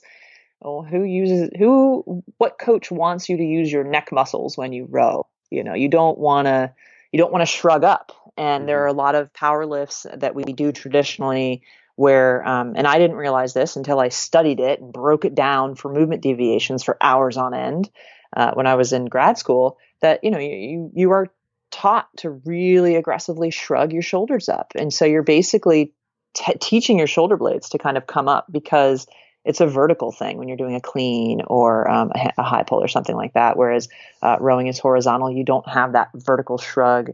Is not necessary in the boat, but you're teaching your shoulder blades that pattern when you're lifting in the weight room. So I do like to use those lifts, but just be aware of that. Maybe you don't need to do some of the extraneous motions, maybe break them down into how it actually relates to rowing. Because if you have patterns that are similar but different, then your cross training can actually inhibit the movements that you want to have happening in the boat. Sure. Yeah. And that makes a lot of sense too. I mean, is it something that's going to reinforce what you want in terms of technique in the boat or on the erg, right? Yeah. Plus, sorry, go ahead. No, I was just going to say, is it something that's going to lend itself to better performance, or is it something that's going to inhibit performance? Yeah, exactly. And that's the thing too, is, when you're in the boat, there are only so many things you can see, but the more opportunities that you have on land to identify movement deviations or proper patterning in your athletes, why not use a motion that is like, teach them to do whatever thing that you're doing within the context of rowing, so that you can go, are they even able to do that when they get in the boat? Can I help fix that when they're not in the boat? Maybe that's why that's happening. I do like to say that everybody can row well, but yeah, you must move well first, because if you can't get into a certain position on flat, solid ground, there's no way you're going to get into that position in the boat. Yeah. Especially when you have a very liable surface underneath of you all the time. Yeah, 100%. And I'm sure this is going to kind of tie into, next week you'll be at the U.S. Rowing Conference. So you've got a great presentation that you'll be doing with Mark Nowak, who's, oh geez, how many years has Mark been working with the U.S. national team now? 2 decades I think or more? 20 plus. Yeah. And now he's been completely full time, just working with rowers for the last at least 5 years. Wow. So. Good for him. Yeah, because he used to take on other clients. He's an incredible person. Yeah. So why don't you just kind of share with the audience sort of what that presentation is, and just kind of an overview of what you all are going to cover, because we'll plan on getting this podcast out after the U.S. Rowing Conference. Cool. Yeah. No. So with what Mark and I are going to talk about is look at kind of the major deviations that are on the rise, which are not unique to rowing. They are bleeding out into every sport, because human beings are human beings. Rowers just happen to be human beings that row, and every other sport is a human being that does that other sport. So a lot of the similar deviations are things that people are having generally, whether they're athletes or not, the types of things looking at, okay, these are the patterns in rowing at all levels. These are some of the, and this is information that Mark has collected. I've seen it anecdotally. We've compared notes in terms of numbers, and the percentages are spot on. And interestingly enough, we've been in completely different environments for the last 9 years, seeing the same things happen with different ways to achieve the same end goal. And we definitely are overlapping very similarly in terms of our mindset and approach of how to manage those things and how to prevent those things. And the fact that most of them are really unnecessary if we do it as soon as possible, right? You don't want to wait to the elite level to discover this. You're going to have all sorts of compensations at that point. You can start moving well. I mean, we do as children, we move well as babies, so maintain that through your entire life. So our presentation is what's happening in the sport from an injury standpoint. Are there any variations? So there's a little bit of different information between high school and college and elite. Then we're going to move into what can you do about it? And how can you leverage all of your resources to make sure that happens? It's an integrated approach where you can build treatment into your daily training. Part of that is everyone has to be on board. Whether you as the coach are the only person there, it might be you and however many athletes, and you're alone. You can learn small concepts, in strength conditioning. You can learn small concepts in physical therapy. You don't have to be an expert, but you can go, oh, these common links are happening. and we have this closed loop of communication so that we recognize that all of these parts are a piece of what goes on in terms of keeping the athlete healthy, which keeps them fast and it keeps them mentally on their game on point. It keeps them in the sport for a long time. And then I'll go through a lot of different ways to build that into training, whether it's how you warm up to directly address an issue, how you're actually lifting, how you can directly address an issue, cooling down, recovery, and to be honest, a little bit of technique of like, okay, let's be intuitive about this. Am I asking this athlete to do something that is actually causing the problem, which is possible?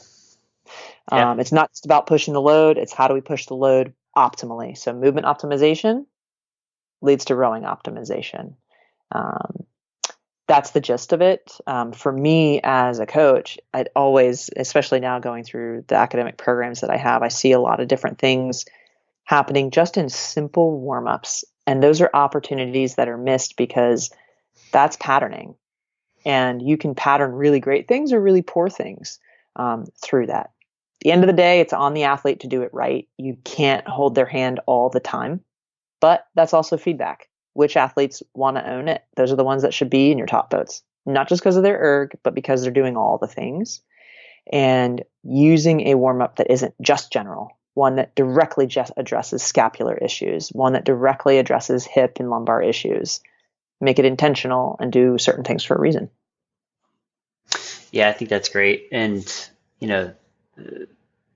building those types of habits where, your warm up is going to set up, the training session at hand.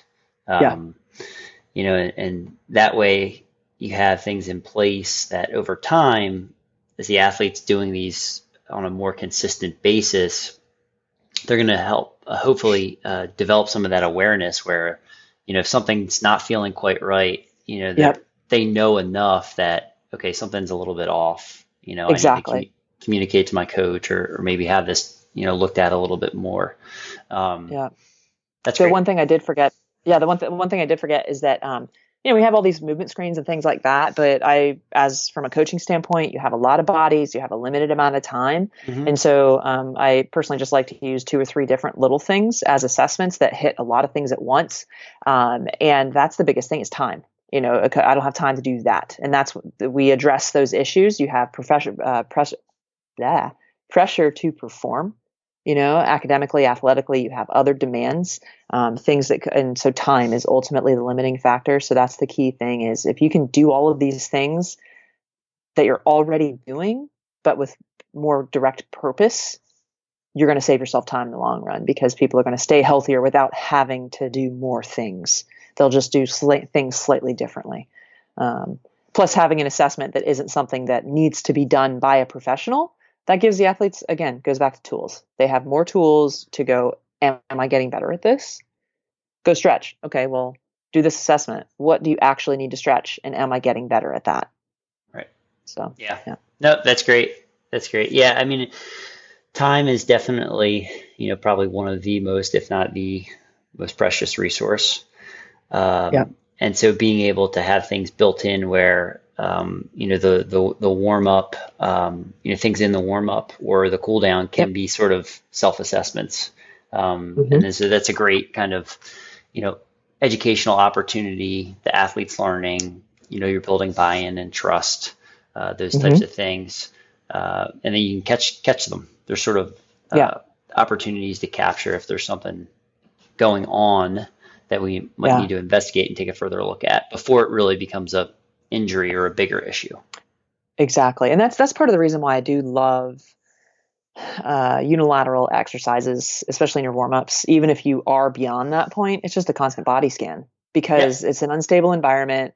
You might go for a run instead. Running's going to jack you up in a new way. So anytime you do something new, even if you're incredibly fit and balanced, it might throw you off just differently where you're like, oh, my left leg is actually the issue today, not my right one. But by virtue of constantly doing like alternating exercises or unilateral exercises, you're staying aware of that at all times. Yeah. It's great. It's great feedback. Yeah, exactly. Awesome. Is there anything else that you want to touch on from the presentation or kind of any other salient points from working with the various populations across the sport of rowing that you want to make sure you get out and share? Yeah, I mean, two things off the top of my head, because there are Sure. just a lot of different things. Three things. There are many, many things. The three most important things I would say is number one, had success with athletes that have literally had like torn labrums and things like that coming out of high school, knee problems, hip problems, shoulder problems, rib problems coming out of high school. And just through changing how they're looking at warming up, cooling down, and lifting, by patterning movement optimization, have been able to help these athletes amend these problems that they thought they would never get over. And having an injury is something that inhibits you. It constantly makes you second guess. So they have a fear, like, will this happen again to me? And so being able to help them walk back from that is incredibly important. All the teams that I've gotten to work with have seen reduced rates of injury and increased performances over the years. And that's part of like, okay, these things are helping these people, and you don't need a lot of equipment to do them. You don't need any equipment to do most of these things unless you want to load them up, But another huge piece of that, you mentioned buy-in, is language alone. How you're speaking. You could have the best plan, but how are you communicating with your athletes? Realizing that go now and don't wait are two very different messages, despite in the plain English, they technically mean the same thing. But something so simple as that is very different motivationally, especially if you're under duress. I highly recommend that as a coach, you always try something on yourself.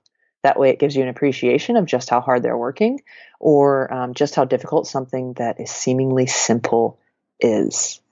And I can't tell you how many times, Olympic level athletes coming to do some of the things that seem simple, and the next thing they know, it's incredibly challenging. And they're like, I wasn't expecting to be sweating in the first 5 minutes because I did those things. You don't need to lift 1,000,000 pounds as hard and fast as you can to do what you need to be doing. If anything, that'll probably hurt you in the long run until you get to that point, But very simple things can be very effective in a very short period of time with minimal resources needed. Those were the 2/3 main things that I can think of. Awesome. Yeah. I love it. It was Yeah. great. And language is a huge component because it certainly provides context, and context matters greatly, especially in the moment.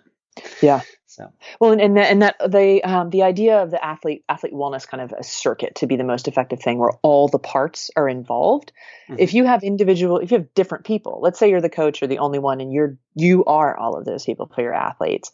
It's much easier to have one message conveyed. As soon as you have different people for each of those things, it's important that all of those people are communicating as a team. The same way that you're asking your athletes to be a team, coaches need to be a team because they're the team behind the team. And that's your med staff, that's your anybody involved in the athlete's life. And for that closed loop of communication to occur, having those conversations be more open, it also helps athlete buy-in because they're seeing that it's a common message. There aren't any contradictory things. If you aren't having an open conversation among all of those different parts, then sometimes you might find that strength conditioning could be undoing things that you're doing when really they can help you if you communicate with them because there is overlap. Mm-hmm. One of the most fun things that a rowing coach can do is learn a few key strength concepts and go have a conversation with a strength coach. And don't talk about rowing like rowing, talk about rowing in strength concepts because weightlifting, body mechanics, and rowing are all levers and fulcrums and loads. And strength coaches love that idea of, I need to move this thing to there really efficiently. How do I do that? And that's where it can become a really great relationship rather than a contradictory or conflicting relationship. Yeah, 100%. That was beautifully, eloquently put. Thank you. Yeah. I thought about it. It's good. It's great. Yeah. Well, Lindsay, this has been fantastic. We covered a ton of ground here. Lots of stuff. So really looking forward to being able to share this interview and get it out there and stuff. So safe travels. Wish you a fantastic presentation up at the U.S. Rowing Conference, and have a great time. Thank you. And if anybody ever needs to find me, I assume that you'll give them the information if they want to come and find me. Yeah. Whether it's an athlete or a coach or anything like that. I'm always happy to learn from other people, because questions and answers, that always experience, having the shared knowledge and shared experience only makes us all that much better. So yes, I'll definitely include it in the show notes. But go ahead. Why don't you tell people? I'll have your website up there and stuff. But why don't you give a little plug for your book and everything, and tell them kind of what's coming down the pipeline, so to speak. Actually, I'm going to U.S. Rowing Convention, and then I'm going to speak at the Saratoga Conference as well. There's one up there for junior coaches, if there are any junior coaches watching. And then after that, just have general business, obviously website, lindsay-shoop.com. You can find me on Instagram as well, at lindsay-shoop. I'm working on a YouTube channel, getting some things out there as well. Those are kind of all in the works as I make this transition to life outside the NCAA. Cool. And as far as the book goes, it should be out and available at some point midsummer next year, looking within the next 6 months. Title is not yet released because I'm still tweaking that a little bit based on some overlaps and that sort of thing. So really looking forward to all of the things that are coming out over the next couple of months. Awesome. Very exciting. Yeah, you've got a lot in store. You're going to be busy. A lot of things happening. Very cool. Well, let me just give you a proper goodbye off air. Okay. Thank you for listening to the Leo Training Podcast. If this content is important to you, please be sure to rate and review so more people can listen. Also, you may follow me on social media, Instagram, YouTube, and Facebook to get weekly free content. For more in-depth content, please subscribe to my email newsletter at my website, leotraining.io. Be sure to check out the resources page to download free, helpful content. If you have any questions or feedback, please contact me directly by email at joe@leotraining.io or via Instagram. The handle is @leotraining. Thank you again for listening, and have a great day.